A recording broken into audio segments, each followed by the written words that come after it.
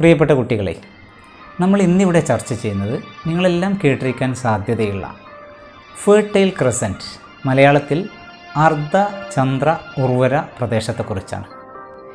നമ്മുടെ ഭൂപടത്തിൽ ശ്രദ്ധിക്കുക, മിഡിൽ ഈസ്റ്റിൽ ചന്ദ്രക്കല രൂപത്തിലുള്ള അഥവാ ക്രസൻറ്റ് ഷേപ്പ്ഡ് റീജൻ ആയിട്ടുള്ള ഭാഗത്തെയാണ് ഫെർട്ടൈൽ ക്രസൻറ്റ് എന്ന് നമ്മൾ വിളിക്കുന്നത്. അതിർത്തി ഒന്ന് പ്രത്യേകം ശ്രദ്ധിക്കുക. അപ്പർ ഈജിപ്റ്റ് മുതൽ തൊട്ടടുത്ത് ജോർദാൻ, തൊട്ടടുത്ത് പലസ്തീൻ, തൊട്ടടുത്ത് ഇസ്രായേൽ, തുടർന്ന് ലബനോൺ, അതിനെയും അടുത്ത് സിറിയ, വീണ്ടും ആധുനിക ഇറാഖിലെ തന്നെ ടൈഗ്രിസ്, യൂഫ്രട്ടീസ് നദികൾ ഉൾക്കൊള്ളുന്ന എല്ലാ പ്രദേശവും ഉൾക്കൊള്ളുന്ന ചന്ദ്രക്കല രൂപത്തിലുള്ള ഈ ഭാഗത്തെയാണ് ഫെർട്ടൈൽ ക്രസൻറ്റ് അഥവാ അർദ്ധ ചന്ദ്ര ഉർവര പ്രദേശം എന്ന് വിളിക്കുന്നത്. ഇനി മാപ്പിൽ അഥവാ സ്ക്രീനിൽ ഇതിൻ്റെ അതിർത്തി നമുക്കൊന്ന് പരിശോധിച്ച് നോക്കാം. ഈജിപ്റ്റ് ഉൾക്കൊള്ളുന്ന ഭാഗത്തിൻ്റെ പടിഞ്ഞാറ് ഭാഗമാണ് സഹാറ ഡെസേർട്ടാണ്, സഹാറ മരുഭൂമിയാണ് നമുക്കവിടെ കാണാൻ കഴിയുന്നത്. അതിങ്ങനെ മുകളിലേക്ക് പോയി സിറിയയുടെ ഭാഗത്തെത്തുമ്പോൾ നമുക്ക് നീല കടൽ കാണാൻ കഴിയും. അത് മെഡിറ്ററേനിയൻ കടൽ അഥവാ മധ്യധരണ്യാഴിയാണ്. പിന്നീട് വീണ്ടും മുകളിലേക്ക് പോയി കിഴക്ക് ഭാഗത്തേക്ക് എത്തുമ്പോൾ, സിറിയയും കഴിഞ്ഞ് കിഴക്ക് ഭാഗത്തെത്തുമ്പോൾ ഇറാനിലെ സാഗ്രോസ് മലനിരകളാണ് നമുക്ക് കിഴക്ക് ഭാഗത്തായിട്ട് കാണാൻ കഴിയുക. ഇറാഖിലെത്തിയപ്പോൾ പിന്നെ താഴേക്ക് ഇങ്ങനെ ചന്ദ്രക്കല താഴേക്ക് വരികയാണ്. അവിടെ ടൈഗ്രിസ്, യൂഫ്രട്ടീസ് നദികളും അതിൻ്റെ പ്രദേശങ്ങളും കാണാം. അത് അവസാനം പേർഷ്യൻ ഗൾഫിലേക്ക് ചാടുന്നു. അവിടെയാണ് അതിൻ്റെ ഒരു അതിർത്തി. ഇനി ചന്ദ്രക്കല രൂപത്തിലുള്ള ഫെർട്ടൈൽ ക്രസൻറ്റിൻ്റെ താഴെ ഭാഗത്ത് അഥവാ ഉൾഭാഗത്ത് നമുക്ക് ഡെസേർട്ടാണ് കാണാൻ കഴിയുന്നത്. അവിടെയാണ് സിറിയൻ ഡെസേർട്ട്.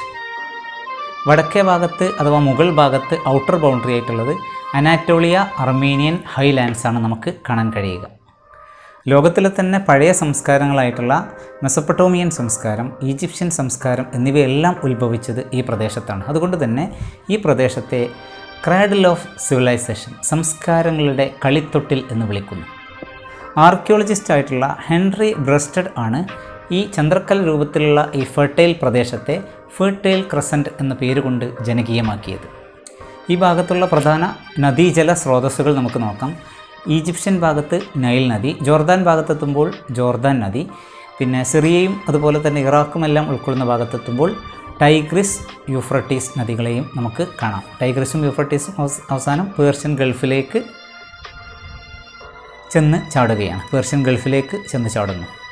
ഫെർട്ടൈൽ ക്രസൻറ്റിൻ്റെ ഒരു പ്രധാന സവിശേഷത എന്നറിയപ്പെടുന്നത് നവീന ശിലായുഗത്തിലെ ആദിമ സംസ്കാരങ്ങൾ ഉടലെടുത്ത, മെസപ്പൊട്ടോമിയൻ സംസ്കാരവും ഈജിപ്ഷ്യൻ സംസ്കാരവും ഉൾപ്പെടെയുള്ള സംസ്കാരങ്ങൾ ഉടലെടുത്ത ഒരു പ്രദേശമാണ്. 10,000 വർഷങ്ങൾക്ക് മുമ്പ് കൃഷിയും ഇടയത്വവും ആരംഭിച്ച മേഖലയാണ് ഈ ഭാഗം. കൃഷിയും ഇടയത്വവും ഈ ഭാഗത്തുള്ള ജനങ്ങൾ ആരംഭിച്ചു. ഗോതമ്പ്, ബാർലി, പയറുവർഗ്ഗങ്ങൾ തുടങ്ങിയവ ഇവർ കൃഷി ചെയ്തു. അതോടൊപ്പം തന്നെ ഇടയത്വവും ഇവർ ആരംഭിച്ചു. കന്നുകാലികൾ, ആടുകൾ, ചെമ്മരിയാട്, അതുപോലെ തന്നെ പന്നി, കുതിര തുടങ്ങിയവയും ഇവർ ഇണക്കി വളർത്താൻ തുടങ്ങി. കൃഷി ആരംഭിച്ചതോടെ സ്ഥിരതാമസം തുടങ്ങി. മണ്ണ് കൊണ്ടുള്ള വീടുകൾ, മണ്ണിഷ്ടിക കൊണ്ട്, ശിലകൾ കൊണ്ട് അവർ സ്ഥിരമായിട്ടുള്ള ഭവനങ്ങൾ നിർമ്മിക്കാൻ തുടങ്ങി. അങ്ങനെ ലോകത്തിലെ തന്നെ ആദ്യത്തെ ഗ്രാമങ്ങൾ ഫെർട്ടൈൽ ക്രസൻറ്റിൽ ഉദയം ചെയ്തു. അപ്പോൾ കൃഷിയും ഇടയത്വവും അതോടൊപ്പം തന്നെ മൺപാത്ര നിർമ്മാണം പോലെയുള്ള മാറ്റങ്ങളുണ്ടാക്കി. കലപ്പ ഉപയോഗിക്കുന്ന രീതി വന്നു.